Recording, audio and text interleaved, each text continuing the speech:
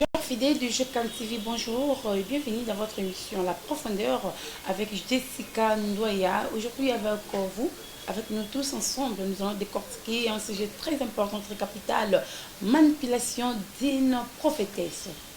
Manipulation d'une prophétesse, vous pouvez se poser des questions, mais pourquoi?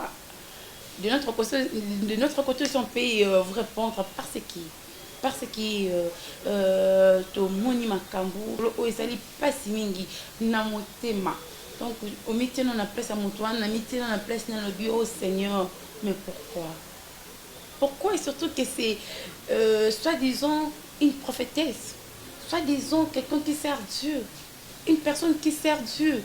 Elle servait Dieu, oui, soi-disant, mais écoutez un peu Oyotoyoki et Obabe Télévision. Il y avait une femme qui était dans un gène lingue, dans le temps pour la quartier. Un jour, na ilingi mobali moko. On a histoire de zobete la binu ya moto abete biso. Un jour akutana kini ilingi mobali moko, une jeune fille azaki na quartier na bango kandenge zalaka. Il y avait une fois ayo kutana na ilingi mobali kaka ndenge zalaka babandi relation na bango kosola malamu, kozala malamu. À un moment, ils s'est décidé tous les deux de se marier. Abino to women pe na relation ngo, mais na moni to balana. Mobali pas combien les gens mon kosala kande zalaka, mon évolution, quand même moni kabino avec le peu que j'ai au nazo zoapé de la moni to balana. Moi je lui OK, merci beaucoup parce qu'il a quand même eu la décision de venir chez nous et surtout de couper sa valeur. Babalani couple moko balingana qui tellement makasi, tellement balingana vraiment balingana que balbaka non balbi oh l'amour fou balingana qui. Mais écoutez un peu le pourquoi est-ce que toujours le bela manipulation d'une prophétesse balingani bavandara na bango elongo ensemble une année bavandi ensemble, 2 ans bavandi ensemble. Moi ça va aussi mon amour. Bavandi ensemble baza bien, basolara bien, bazalara très bien. Donc mon bel koutou aeba kinzambeti. Mais à travers sa femme, mon bel aeba kinzambe. Mon bel va quitter l'église ensemble, bazo en raison bel mais la sous ma sangati. Mais écoutez ce qui a fait mal. Parce que l'église ensemble, besoin attention, belle pour me la sous ma sangati. À un moment, mon bel amoureux qui me s'en en retard, moi ça commence à mon bali, ma bé. Oh, je te trouve pas normal, je te trouve pas clair. Apparemment, il y a des histoires que tu es en train de faire. Non, non, bon, boy, mon repère un téléphone à contrôler. Mon bel dit, ah, mais pourquoi tu es devenu bizarre comme ça? Hein, tu te comportes pas vraiment comme c'était avant. C'est quoi les problèmes? Hein, nazo retrouvé aussi. La personne que moi, Nadine, on a yeba qui s'est studié. Moi, je l'ai dit, non, on a souffert tout comme quand on a retard. Moi, c'est dans comme le babongo, comme des gens au côtoyer, donc au côté de la prophétesse paiement remboursé. Bah, et banaki, bah, comment on se l'a bien. Nous, c'est le Canada qu'on a qui nous habite la prophétesse. Les prophétesses, comment on dit que la prophétesse va là. Eh, tellement belle, non, bien, comment on a retard bon. Il faut bien les contrôler, hein. Et pour une prophétesse, comment on peut essayer de conseil. So prophétesse a ébissé le cambo. Au moins, moi, si nous sommes nés, jour on a mon yangali. Et c'est que ma prophétesse a ébissé les solo. Ma prophétesse a le banana, na mon keza solo, mon bal azo kosanga. Mon bal boy la boy. Asa qui boité. Moi, ça comment se plaindre tous les jours. Moi, ça comment se plaindre tous les jours. Donc, quand il peut dire mon bal en pensi du coloko. Manipulation d'une prophétesse. Moi, je surtout le Canada qu'on a eu, il y a quelqu'un qui a eu sa prophétesse. Nous, surtout, le Canada qu'on a eu, la couple na eu. A quelqu'un qui a eu sa prophétesse. Moi, ça a quand même la possibilité na eu, on va faire un peu de ça, la côté, car le bloc que vous avez hier. Donc, nous sommes surtout maintenant ça là. Ah ben, on peut soutenir la prophétesse. Elle soutenait vraiment la prophétesse. soutenir prophétesse na bana na ye na kolia na bango na makambo ebele. Voyons un peu de choses. Prophétesse kokosa kosa moi mon sabat. Ko pesa ba conseil aux gens qui a bien dit. Moi c'est pas discussion comme na mobile na tout moment na ndao. Dans 2 ans de mariage, donc 3e année, bah comme il benda na presque tous les jours. Presque tous les jours, ndako za ki suna kinyaki. Tous les jours ndako zo pela montre. À cause d'une prophétesse. Tout font en parenthèse tout le maman pasteur, maman prophétesse. But tu dis que son mutazo est pas na bino, ils apprennent sur lisungi. Tu dis que son mutazo est pas na bino, ils apprennent la solution à ma problème naie. Mais aujourd'hui là c'est le contraire. C'est ça qui fait très mal. C'est le contraire aujourd'hui. La personne vient auprès de vous pour la solution. Contrairement à vos autres PC sous problème. Donc problème c'est problème. La femme Nadine partait toujours auprès de la prophétesse pour nous ici ma communauté surtout de Canada pour naie la réalité au coup le plus discuter qui naie mon bel na bon na mon sous clarté oh bon na boy à celui ça m'a passé maman là bango non moi je trouve pas ça normal apparemment comme il m'a là bas c'est prophétesse ça encourager prophétesse doit encourager moi ça tout pèse ça mon bal sous qui m'a azo pesa zangi si obalbaka mobali azangi kimia azangi sengo ni surtout bazala ki na banda qui vit ensemble prophétesse azala quitté bazala qui bien à un moment prophétesse ça y est makambu na bango surtout a vie commis bafoué par terre rien ne marchait parce que moi ça peli sinda moto vraiment donc on a qui met ça tous les jours discussion bon bala pesa explication vous voyez en côté mais comme couteau prophétesse c'est un lobby le na monde basi nango prophétesse na ko sangate ni surtout le banangi ko maka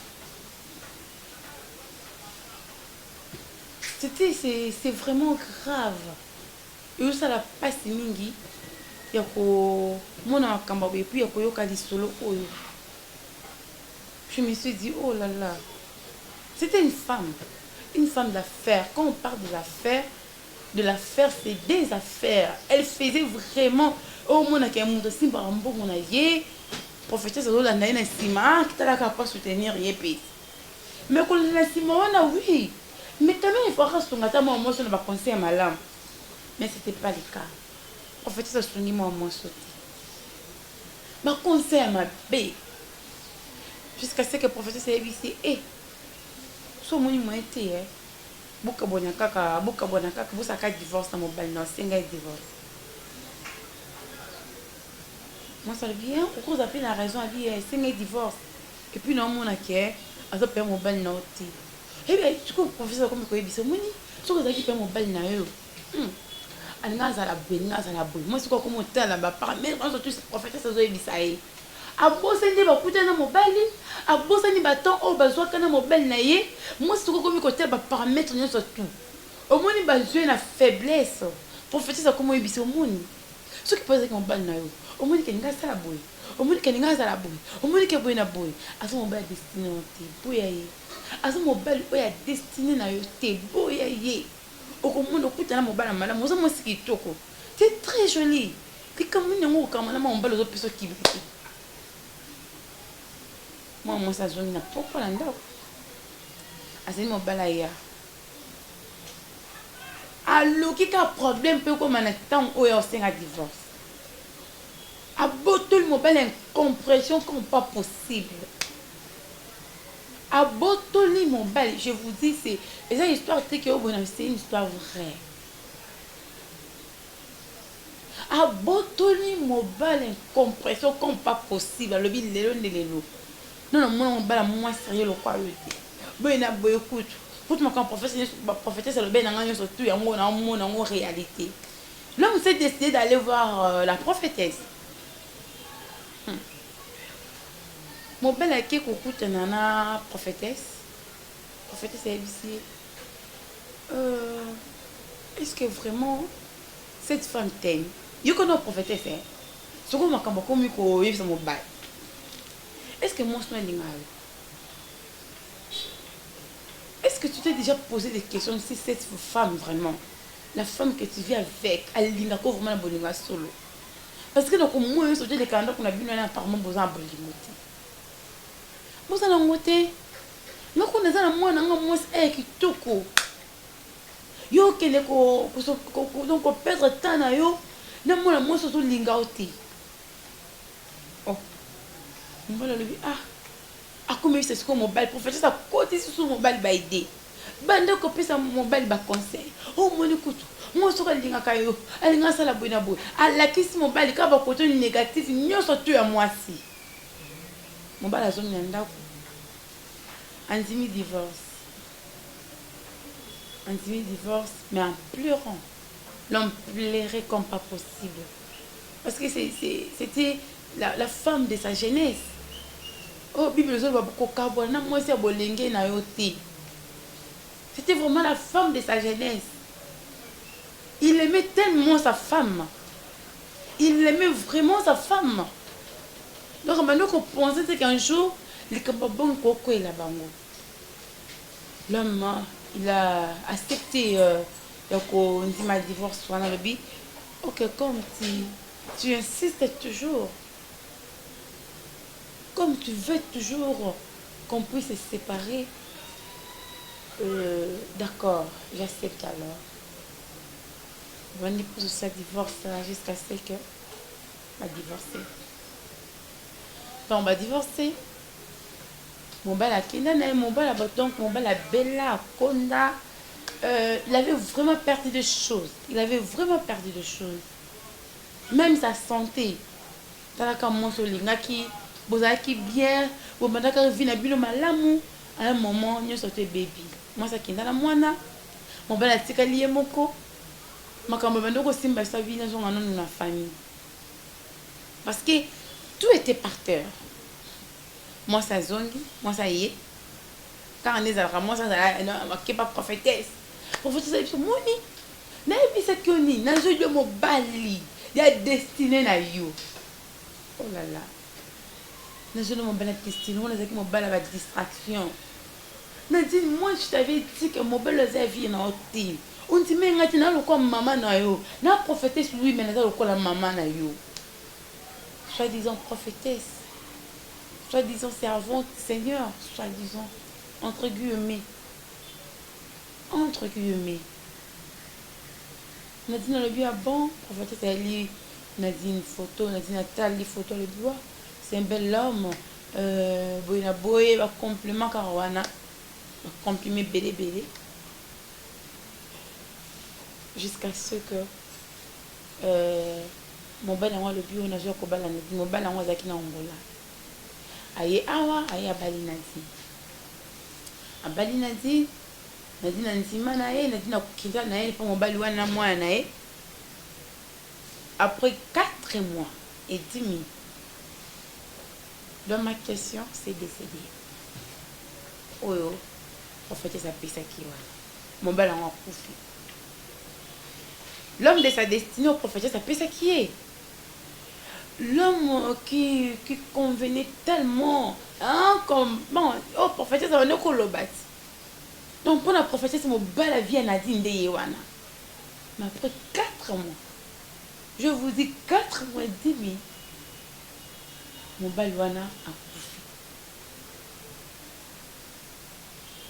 Mon bal a couffé. Tel ce qu'on passe dans mon thème. Nadine a bandi kolela. A bandi kolela.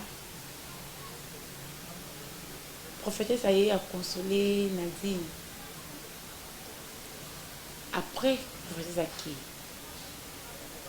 Nadine matangi bimi basi basala pas enterrement je suis là. Benga prophétesse na téléphone est décalé sauter numéro décalé sauter.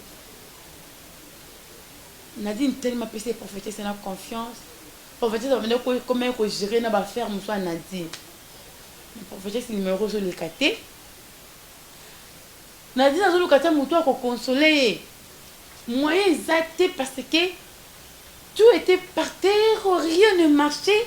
Et la prophétesse, ça pour donner les sous-soutés. Nadine, benga prophétesse. Prophétesse numéro de cas sauté. benga prophétesse numéro les cas les sociétés boyoka lisolo prophétesse pina kina na ebo akina olukamwa mobala bato wana apesa ye baconseil ayebisa ye kuna ndi ndabongo abala na ye mobala bakabwana na ndi wana o moi mobala nadi kutu ndabongo abala na ye. Moi j'ai ma fille hein? Elle est très jolie namoni o bala na mwana nga olinga na mwana nga mobala wana pe bisaka kinda balingana na bona mona prophétesse bakomi kunde na processus ya libala ce qu'on a dit abenga prophétesse pe numéro le kaka le sous T na dit na aleli o balobaka na problème estomac azwango parce que ba faire va donc marcher sous T ba faire na mususu o prophétesse azoka pas gérer prophétesse a numéro le kaka mon na réseau sous T donc rien ne marchait ma maman prophétesse tout fongana sous parenthèse oyo bozo bongisa ba vie à bateau te bozo panza ba vie à bateau bozo bongisa ba couple à bateau te bozo panza ba couple à bateau bozo bongisa ba relation à bateau te bozo panza ba relation à bateau maman yo tongo linga na mobile na yo prophétesse azalaka te olinga na ye okomolinga ba okomoluka ba prophète ba prophétesse papa tongo linga na mwasi na yo prophétesse azalaka te mais bolinga ni kaka ba prophétesse ba komi ba nani to ba nani ba parent na bino ezalaka nini yango ezalaka nini tena couple bazala malamu kitoko couple mo ba bando sepela na bango mais likolo ya mwasi oya kosa make pa prophétesse couple ne seni epanzanaki lelo basuki wapi yo muto linga koyoka to prophétesse azo sakola malamu yo muto linga koyoka to prophétesse olinga vo bala prophétesse apesa prophétie avo bala avo kende boy avo linga prophète apesa prophétie to kende wapi moto zonga pe batu tozala pe na bososoli prophétesse aza nzambe te anzambe na te prophète anzambe na te oui c'est un servant de Dieu, c'est un serviteur de Dieu. Il y a de vrais prophètes, oui. Là, on ne disconvient pas. Je ne disconviens pas. Mais ça, t'es coupé, ça y est vraiment confiance. Donc, au pays, ça y est, nous sommes yo. Eh, Yesu. Oh, le bakana, mikabi, eh, yo, c'est quoi, mikaba, on n'est pas montre. Au mikaba, on n'est pas prophétesse. Au mikaba, on n'est pas prophète. La vie à moi, la lèvre comme un estomac, non moi. Elle ne sait pas quoi faire. Elle ne sait pas quoi dire. Elle s'est décidée d'aller demander pardon à son mari. Elle s'est décidée. Alors oui, malgré, je n'ai pas le choix. Je n'ai pas le choix. D'un exemple, comme d'un sucre. Je dois retourner auprès de mon mari. Je dois retourner auprès de mon mari. En allant auprès de son mari, elle ne savait pas que mon bali a gagné mon prophétesse. Abou aïe bakité. Ok. Car on est dans la famille mobile. Mais elle m'a pissé la sonne. Elle m'a pissé best dans la famille baston té. Au bois qui se moutou, au fingier, au lobby naïni sur te sengela qui au prophète à lobby. Famille n'a écoute pas qui sont dans le bâti du bosso moi so. Nadi. Mais les lo. Ok? Ma famille est mobile. Aquela foi mobile. Aí disse maman mobile tout à ligne au sentir. Alors dit papa maman beaucoup bazala kabo. Je dois aller chercher c'est mon mari. Mais si quand tu es allé que tu n'as pas camarade na ba ebisanga. Na dina ke avec qui va camarade mobile qui tina misala. Bala qui si à 13 mobile. Na dina c'est le but na kende. nakoki Nadine akeba mobali abino nakoki nga mon côté. Je dois aller avec quelqu'un. Ok, nandi kona ya mwasi na kwa bakomi kuna bakuti mobali te balobi tozela ye bazeli mobali ye tant mobali ye il était surpris ya kokuta bango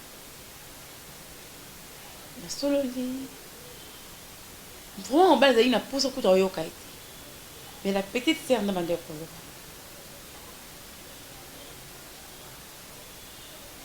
koloba petite sœur alobi tellement solo na mobali alobi pas de question, ça doit pas se faire. Mobali atuni mutuna soki mobali oyo azalaki na ya kufa te est-ce que Nadine alingaki koluka nga wana pe question yo nanga to se poser et puis to commenter na moment oyo soki mobali oyo abandi vivre na Nadine azalaki kaka na bomoi est-ce que Nadine alingaki koluka mobali wana entre guillemets 3 points de suspicion. Nadine a quelque chose mobile. Mobile a mis pour sentir à ta moi. Dès que moi ça baigne, tu n'as pas faire ma banque. Ah oui, papa, ici on a un problème. Ici vraiment, de mon côté, donc je ne peux plus. Parce que ngai nana moi nana ni surtout na lobe simbaki. Pasteur aye, ba sola na bango peut bien ensemble. Mais écoutons ce qui s'est passé hein. Na ko sola na pasteur le ka moi n'a dit la fille de la prophétesse venue. Elle est arrivée. Bon, Nadine était surprise hein. Elle a dit waouh. Bon, admettons que son nom était Karine. Avec Karine. Oh, yo ye awa. Ah, non, la question que tu as, oh, non, le coup, maman a bien. Ah, mon aga Karine, oh, ya, tu n'as pas question à qui c'est comme mon bal à la fandi. Après, si mon bal est bipoué. À fandi, oh, Nadine ne comprenait rien. Elle comprenait absolument rien. Avant de oh, mais Karine, non, comprend, tu n'as eu, oh, saboté, nga. Oh, puis ça m'a répondu ça ni. Car et c'est quoi ça? N'endeni. Oh, tu n'as pas le moi non tu les kina. Non moi non tu n'as les kina. On a dit dans son dimanche. Oh mais le moi na oh les qui ont enlevé pas le bon y a pas de sengo. Le commis boy. Mon bel a télé lobby. Au moins moi na oh. Oui bando moi na moi. Les qui bando moi na ke. Ya ko pesa monte sengo. Tu na fait qui non gamine pour na yo mineur. Aujourd'hui, c'est elle qui est ma femme. Elle est ma femme parce que d'ici peu de temps, je dois se marier avec elle. Nadine a zongi mutu. Azongi mutu. Nakozonga mutu wana poi parce que à supporter qu'il y a monté. Et ça il est passé. Parce qu'il y a ma casse. Oh, il y a le bidi solo. Oh, na bête la nani. Na lela nani. Na sala nini. Attends, mon bas le bi. Ah, au poste qu'il y a une prophétesse. Mon bas le bi, oui. Prophétesse a nos plus de conseils au fond de bien à l'bal bando kolinga te na dit les azongi mutu et puis prophétesse oh ouais et puis oui maman na ebisanga makambo nyoso tout abetelanga lisolo nyoso tout début à la fin qu'elle te conseille tous les jours mais bando koyoka te le ko ça chemin na yo Nadine vraiment désolée pour nanga na ningi ko ça la vie na yo parce que prophétesse a nos plus de conseils au fond de bien à l'bal tandis que prophétesse abando ko pesa pe na ni ba conseil abo malibala. Donc, ils ont pour la raison, mon corps. Moi, je suis à remplacer Nadine. Nadine a tel quoi, tel nassé. ata likolo ata na se alobi nasala nini nasala nini nyonso tu nazobisa mobali na mama oyo andimelanga te que c'est la prophétesse nakosaki nga c'est la prophétesse aloba na nga nasenga divorce lelo prophétesse apesi mwana ye mpa mobali kasi ngai yo moto oyo ozolanda biso na mama oyo yo moto okoti na page na biso mpo na yo na ndimi asala nini. Elle pleure comme un enfant. Ami moni zoba lobi prophétesse oyo memanga biloko na nga ba faire na nga baby po na ye. Prophétesse oyo lobe na nga na senga divorce. Prophétesse oyo ba maman prophète, maman prophétesse plutôt. Ba papa prophète. Toute ma vie aba na nzambe wapi. Pona lipa oropesa mutu lisakola lukuta. Pona kanka ozala malamu na vie pozwa mutuka. Pozwa mbongo. Oropesa mutu prophétie lukuta. Pona nini? À quoi bon? À quoi bon? Pona nini nyoso tu wana? Pona nini nyoso tu wana? Tala lelo. Bandeko balanzi. Yo muto olanda biso. Nadine a une question. C'est la maman, c'est toujours la maman prophétesse qui m'avait menti. Elle m'avait obligée d'aller demander les divorces auprès de mon mari. Aujourd'hui, après 6 mois, je n'ai pas mon bal nanga. Nasalani. Mon bal peigné surtout dans le bané. On dit mais nangati. Alors puis pour naie prophétesse bandoko ebisanga makamba solo. Pour naie prophétesse bandoko ebisanga ba conseil. Pour na prophétesse à côté c'est déjà mon bal ibaïdé. Le mon bal linga bal ndi mona prophétesse. Nadina tuni mutuna. Asalani. Asalani parce que moko yebate. Asuki makanisi. Na bon maman prophétesse. Na salani parce que ba idée belé comme koye na mutuna ye. Ah bon malibala wana na ndenge ni na façon ni po mobala linga ondimela ye te. Asalani. Azoluka ba méthode ni na koko sala. Pona kaka azo solution na likambo. Ndeko mwasi. Tozongela yo. Ton lingana mobile na yo ozalaka yo moko. Ndeko papa ton lingana mwasi na yo ozalaka yo moko. Lelo comment na ba conseiller belé. Ba pasteur, ba bishop, ba apôtre. Ndenge moko ndeko mwasi. Ton lingana mobile na yo ozalaka yo moko. Lelo comment na ba conseiller belé na ba conseiller. Lelo comment koyoka partout. Lito ino pesa ngona gauche, o pesa ngona droite. Tala likambo e kweli ndeko na biso na dile. Prophétesse soi-disant, azaki servante de Dieu. Andoko linga nandina boya na mobile na ye, po ya pesa mobile wana mwana na ye. Tala lelo. Tala lelo. Siko na dina otuna mutuna. Ezanga na yo, il faut te sunga maman oyo. Il faut te sunga mwana mwasi waza na mwana ye moko. Alobi lelo mobile wana.